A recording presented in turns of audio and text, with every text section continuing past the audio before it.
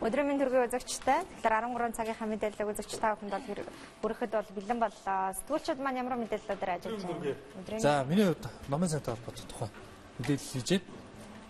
Тэгээ өнөөдрийн тухайд болохоор Нацаг доржийн нэрмжид төв номын сангийн одоо үүсч хөгжсөн 35 жил өнөөдөр бол тохиож байгаа юм байна. Тэгээ үүнтэй холбоотойгоор номын сангийн уламжлал, шинжилэлт хэдийн төлөв гэдэг сэдвээр бас мэрэгчлэтнүүд уулзаж зөвлөлдөж хуралдсан байгаа.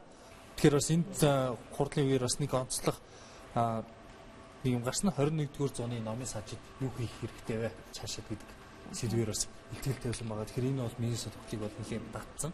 Ер нь бол өмнө одоо магадгүй 5-10 жилийн өмнө ч юм уу иргэдийн хувьд одоо ном уншихын тулд номын сангийг зорддог байсан бол харин өнөөдрийн хувьд бол эсэргээрээ гэртээ ч юм уу ажил дээрээ эсвэл гадуур явж байхдаа ном уншдаг байсан байна. Заавал номын санг зорихгүйгээр. Тэгэхээр энэ нь одоо нэг талаараа одоо хүмүүсийн одоо нийгмийн дагаад өөрчлөгдөж байгаа юм чиг хандлагыг бол номын санчны зүгээс бол тайлбарлаж ирсэн. Тэгэхээр бол хүмүүс ном унших их болсон. Тийм дэлгүүр яг ер нь бол хөвчлээ одоо нэг хэвлүүл ном гэдгээс илүү захимтэй. Тэр нь болохоор одоо аппликейшнээр утсан дээрээ татаад усан ном одоо унших ийм боломжтой болсон. Тэгэхээр энэ нь одоо нэг талаараа хүмүүсийн цаг зав гэхэд маш олон зүйлийг хэмжээг үйл явдал болож нөгөө талаараа яг хэвлэмэл ном уншиж байгаа тэр мэдрэмж кайфыг бол эзэж гүйцэж чадахгүй гэдэг ийм тайлбарыг бол хэлж ирсэн.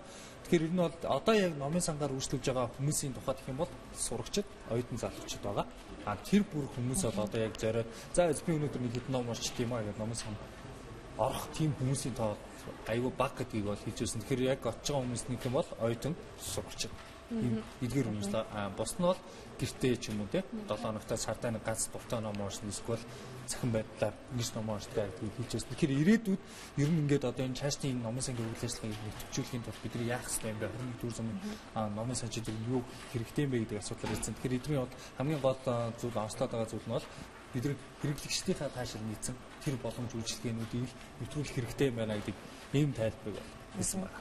Монгол улсад нийтийн ер нь хичнээн номын сан үйл ажиллагаагаа явуулж байгаа юм байна. Нийт лотын хэмжээнд яг нийтингийн тодорхойлолтоо бол 8 байт юм байлээ. Монгол улсын хэмжээнд болохоор нэлээд олон тооны номын сан байдаг. Тэгэхээр өмнөд нь болохоор нийтийн болоод аж ахуйн нэгжийн хувийн сургуулиудын, ихтэй сургуулиудын ингээд маш олон номын санууд байдаг юм байна. Харин нийтийн номын сангаар үйлчлүүлэх иргэдийн тоо бол нэг тийм ч хангалттай амар бүх гэсэн юм хэмжээнд бол байхгүй гэдгийг санаж байгаа. Тэгэхээр саяхан бахаа хэд хоногийн өмнө лөө аз хуур номын төлөвт 50% амдарлаа гэдэг хүмүүс ингээд гүйцэстэй тий. Тэрийг бол олон нийтийн сүлжээ сайтуудаар бол аюу их магтчихсан хүмүүсийг бол тий монголчууд ингээд номоор үнэхээр цангацсан байна, хангацсан байна гэдгийг бол хэлж байсан. Тэгэхээр энэ мэтлэг ингээд юм боо жишээнд бол харж байгаа. Тэр номын сан одоо нэгэнт ингээд дэлхийд даяар глобалчлагдсан тийм үү захимжтсан байгаа үед бол номын сангийн үйл ажиллагааг мэдээж олон нийтэд масс хүрэхийн тулд жишээлбэл одоо ийм арга ажиллах нь шүү дээ. Номыг одоо мэдээж зохиогчийн эрхийн зөвшөөрөлтөөр гадагш нь бас хувилан олшруулахгүйгээр ямар нэгэн тодорхой аппликейшнэр ч юм уу тийм үү захимжуулаад түүнийгээ түрээсэлдэг тийм үү. Ингэж бас яг иргэдийн бас одоо үйлчлэхийг үзүүлэх тийм арга ажиллах. Яг наадад ч юм бас хэлжсэн байхгүй. Одоо жишээлбэл гар утсан дээр нэг аппликейшн зохион байгуулах ч юм уу тий. Тэрийг одоо тэр тухайн зөвхөн номын санд байгаа номнуудаа тийш нь очиод эргэлэхтэй одоо тодорхой өртгөр ч юм уу тэгж бас явуулах боломжтой юм билээ. Тэгэхээр ер нь бол иргэд маань номын сан чинь одоо л ямарсан Нацаг доржийн нэрмжид номын сан том үнэ болохоор 5000 төгрөгөөр карт нийлгээд бүтэн жилийн турш ном уншина гэж байгаа байхгүй. Тэгээ дээрэс нь одоо ингээд таны үнээр хүссэн ингээ гой номчид хэд байх юм бол нэг өдөр ингээ уншчих юм бол 1000 төгрөг төлөөд килогоо авчиад ингээ маргааш нь буцааж өгөх юм. Өдрийн түрээс нь 1000 төгрөг. Тийм, түрээс нь 1000 төгрөг. Тэгэхээр 5000 төгрөгөөр бүтэн жил ном унших юм байна шүү дээ.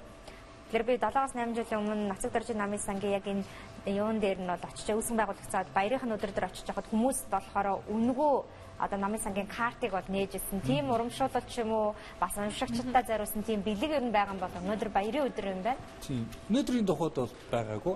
Гэхдээ энэ баярыг ухацсан маш олон арга хэмжээнүүдийг зохион байгуулж гисэн. Мэдээж одоо уншигчтай зориулсан хэд хэд хөтөлбөр байсан байгаа. Тэгэхээр тэр талаар бас үзэгчид маань хэрвээ яг тэр Нацаг доржийн номын сан руу зорж очих юм бол тэдгээр мэдээлэл өгсөн. Номын шинжилэл бол мэдээж аюул сайн хийгдэж байгаа хол гэж би бодоод байна шүү дээ. Нийтийн одоо энэ номын сангуудад бол тийм Нацаг доржийн номын сан чинь бусад номын сангаа бодвол ариун их баялагтай номын сан бүрөө.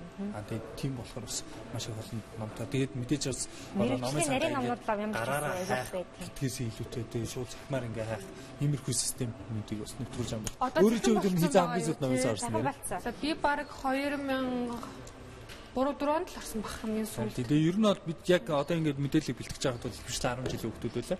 10 жилийн хүүхдүүд та юу хийж нэхэр бид нэг 1000 төгрөг картыг бүтэн жил явд юмаа. Тэгээд хичээлийнхаа даалгавар болоод бид аль нэм сурах зүйлсэн энэ дээр бол хийд юмаа гэдэг ийм тайлбар хэлчихсэн. Тэгээ номын самч гэдэг мэрэгжил бол хязгаарч алга болохгүй мэрэгжил гэж би бодож байна. Яг тэгэхээр ном бол мэдээж үндэсний үнэт баялаг гэдэг утгаараа хадгалагдаад хэдийгээр хүмүүс очиж зорж очиж уншихаа болсон ч гэсэн одоо баялаг гэдэг утгаараа хадгалагдаж явах байх гэж бодож байна. За баярлалаа.